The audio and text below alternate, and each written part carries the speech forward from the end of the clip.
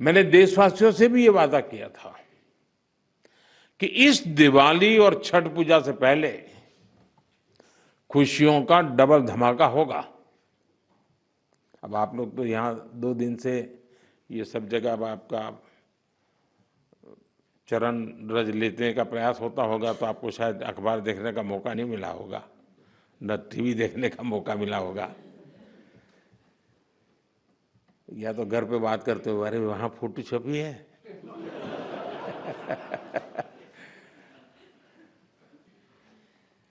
खैर, जिस भावना को लेकर के हम चल रहे हैं उसी भावना पर चलते हुए कल भारत सरकार ने राज्यों के साथ मिलकर के एक बहुत बड़ा निर्णय किया है और बहुत महत्वपूर्ण निर्णय है। अब जीएसटी और भी ज्यादा सिंपल हो गया है, सरल हो गया है। जीएसटी के मुख्यतः 2 ही रेट रह गए हैं, 5% और 18%, 5% और 18%। और 22 सितंबर सोमवार, जब नवरात्र का पहला दिन है और ये सारी चीजों का मातृशक्ति को संबंध तो बहुत ही रहता है, और इसलिए नवरात्रि के इस प्रथम दिवस पर जीएसटी का जो एक रिफॉर्म वर्जन है, नेक्स्ट जनरेशन रिफॉर्म किया हुआ, वो लागू हो जाएगा।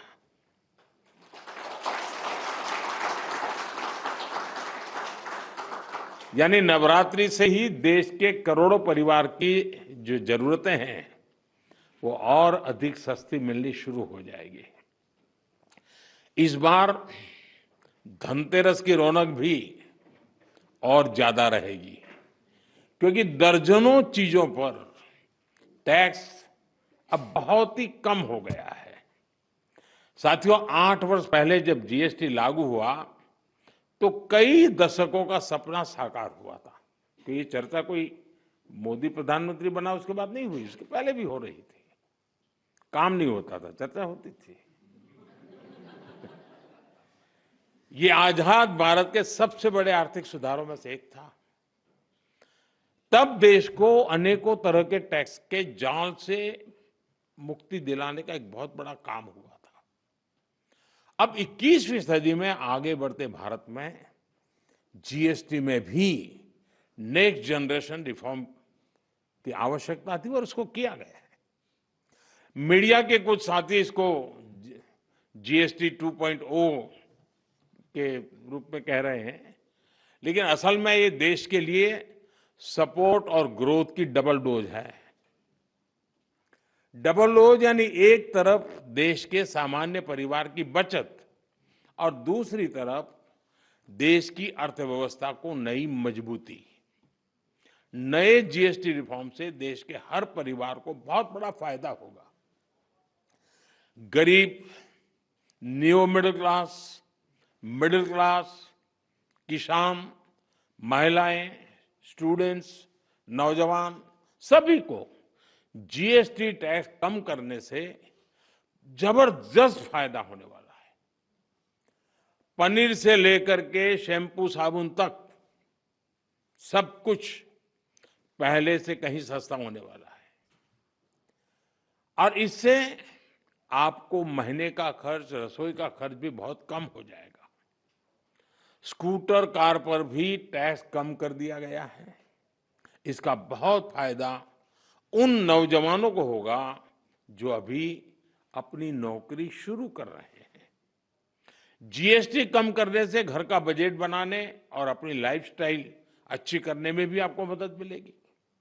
साथियों, कल जो निर्णय हुआ ये कितना सुखद है, इसका असली प्रभाव तब और पता चलेगा जब आप जीएसटी से पहले के टैक्स दरों को याद करेंगे। कभी कभी क्या होता है, पता ही नहीं रहता है कि अच्छा पहले ऐसा था,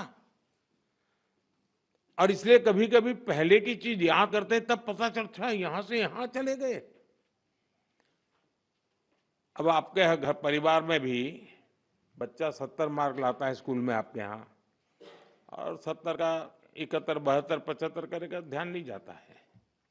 लेकिन हम 99 कर लें तो तुरंत जाता है कि यार कुछ कमाल है इसने।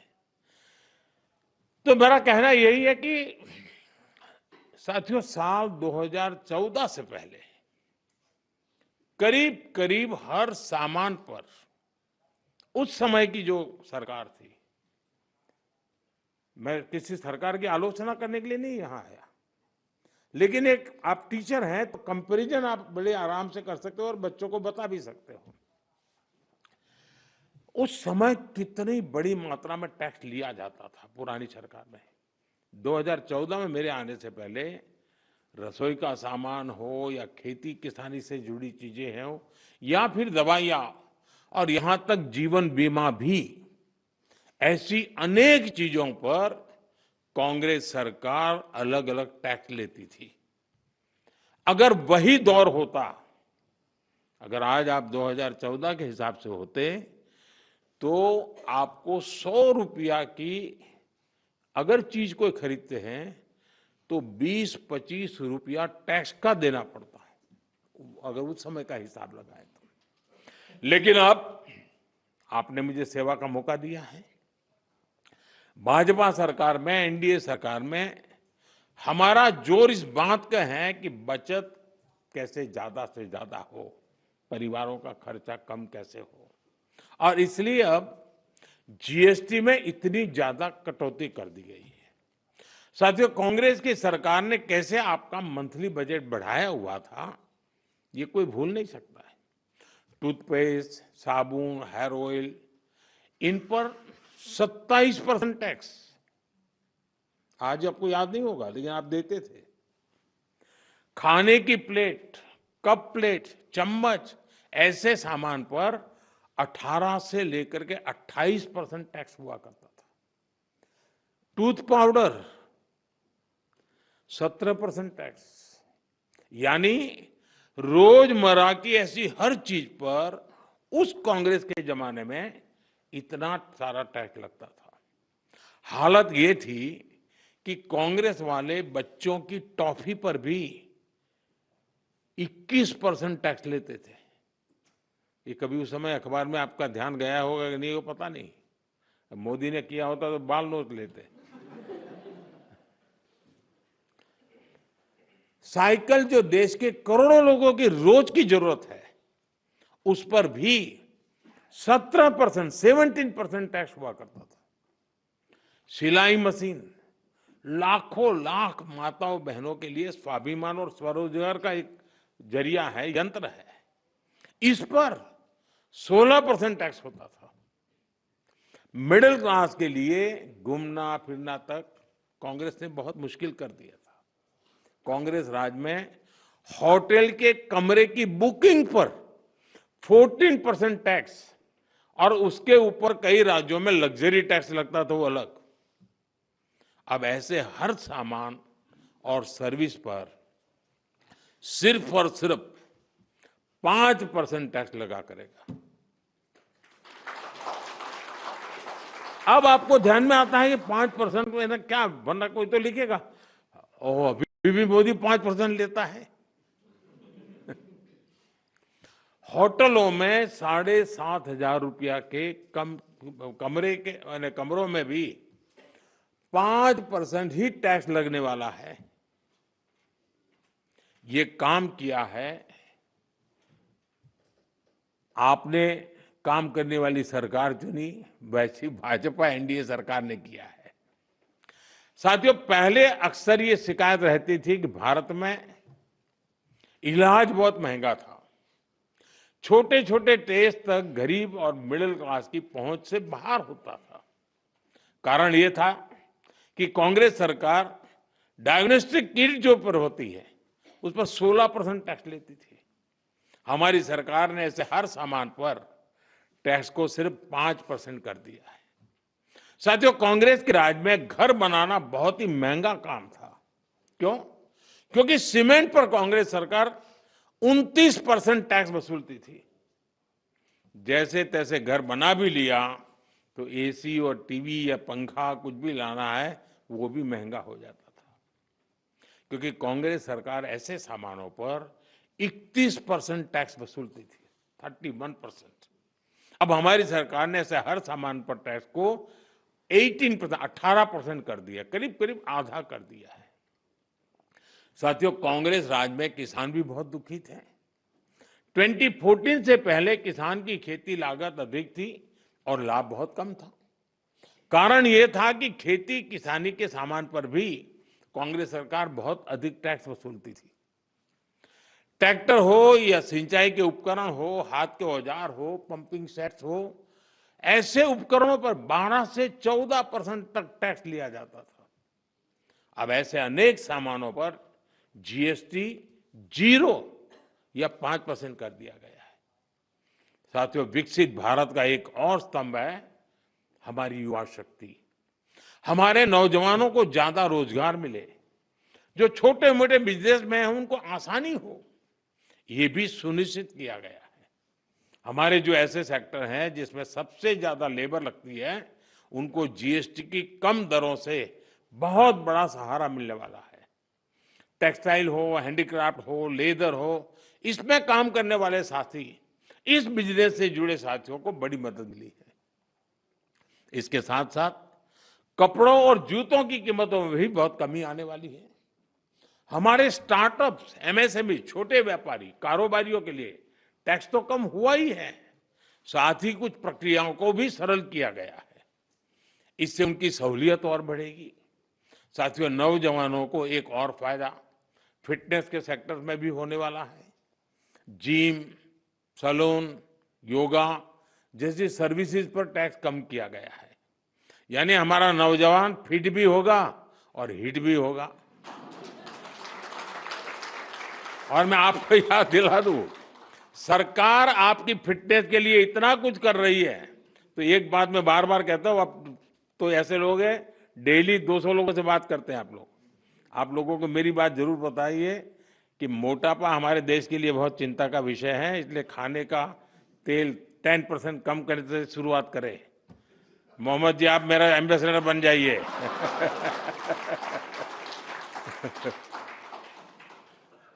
ओबेसिटी के खिलाफ लड़ाई कमजोर नहीं पड़नी चाहिए। साथियों, अगर जीएसटी में हुए इस रिफॉर्म्स का अगर मैं सार बताऊं तो यही कह सकता हूं कि इससे भारत की शानदार अर्थव्यवस्था में पंचरत्न जुड़े हैं। पहला, टैक्स सिस्टम कहीं अधिक सिंपल हुआ। दूसरा, भारत के नागरिकों की क्वालिटी ऑफ लाइफ और बढ़ेगी। तीसरा, कंजम्पशन और ग्रोथ दोनों को नया बूस्टर मिलेगा। और चौथा, ईज ऑफ डूइंग बिजनेस से निवेश और नौकरी को बल मिलेगा। और पांचवा, विकसित भारत के लिए कोऑपरेटिव फेडरलिज्म यानी राज्यों और केंद्र की साझेदारी और मजबूत होगी। साथियों, नागरिक देवो भव ये हमारा मंत्र है। इस वर्ष सिर्फ जीएसटी में ही कमी नहीं की गई, इनकम टैक्स में भी बहुत कम किया गया है। 12 लाख रुपए तक की इनकम पर टैक्स को 0 किया गया है। आजकल तो आप आईटीआर फाइल कर रहे हैं, तब इस फैसले का सुखद एहसास और भी अधिक होता है कि नहीं, यानी इनकम में भी बचत और खर्च में भी बचत। अब ये डबल धमाका नहीं है तो क्या है। साथियों, आजकल महंगाई की दर भी बहुत निचले स्तर पर है, नियंत्रण में है। और यही तो प्रो पीपल गवर्नेंस है। जब जनहित और राष्ट्रहित में फैसले लिए जाते हैं, तब देश आगे बढ़ता है। और इसलिए ही आज भारत की ग्रोथ करीब करीब 8% है। यानी दुनिया में हम सबसे तेज गति से ग्रो कर रहे हैं। ये 140 करोड़ भारतीयों का सामर्थ्य है, 140 करोड़ भारतीयों का संकल्प है। और मैं आज देशवासियों को फिर कहूंगा, भारत को आत्मनिर्भर बनाने के लिए रिफॉर्म्स का ये जो सिलसिला चलता रहेगा, वो रुकने वाला नहीं है। साथियों, भारत के लिए आत्मनिर्भरता ये कोई नारा नहीं है, इस दिशा में ठोस प्रयास हो रहे हैं। मेरी आप सभी से, देश के सभी शिक्षकों से भी अपेक्षा है कि आत्मनिर्भर भारत के महत्व का बीजारोपण, इस विचार की सीडिंग निरंतर हर विद्यार्थी में करते रहें। आप ही हैं जो बच्चों को बहुत सरलता से उनकी अपनी भाषा और बोली में भारत के आत्मनिर्भर होने के महत्व को समझा सकते हैं, और आपकी बात वो मानता भी है। आप उन्हें बता सकते हैं कि दूसरों पर निर्भर रहने से देश कभी उतनी तेजी से आगे नहीं बढ़ सकता जितना उसका सामर्थ्य होता है। साथियों, भारत के आज के विद्यार्थियों और आने वाली पीढ़ियों में एक सवाल शुरू से ही प्रचारित और प्रसारित किए जाने की जरूरत है। ये हमारा कर्तव्य है जी। मैं चाहता हूं असेंबली में भी इसकी चर्चा हो। कभी कभी तो एक प्रयोग करके देखिए आप। कभी हमें पता ही नहीं होता है कि हमारे घर में विदेशी चीजें कैसे घुस गई है, पता ही नहीं है। इरादा नहीं है कि मुझे विदेशी चाहिए, लेकिन पता ही नहीं है। बच्चे परिवार में बैठ करके एक सूची बनाएं कि सुबह उठने से दूसरे दिन सुबह तक उपयोग में आने वाली कितनी चीजें विदेशी हैं, उसे पता ही नहीं है। हेयरपिन भी विदेशी आ गई है, कंघा भी विदेशी आ गया है, पता ही नहीं उसको। जागरूकता आएगी तो कहेगा अरे यार भाई, मेरे देश को क्या मिलेगा।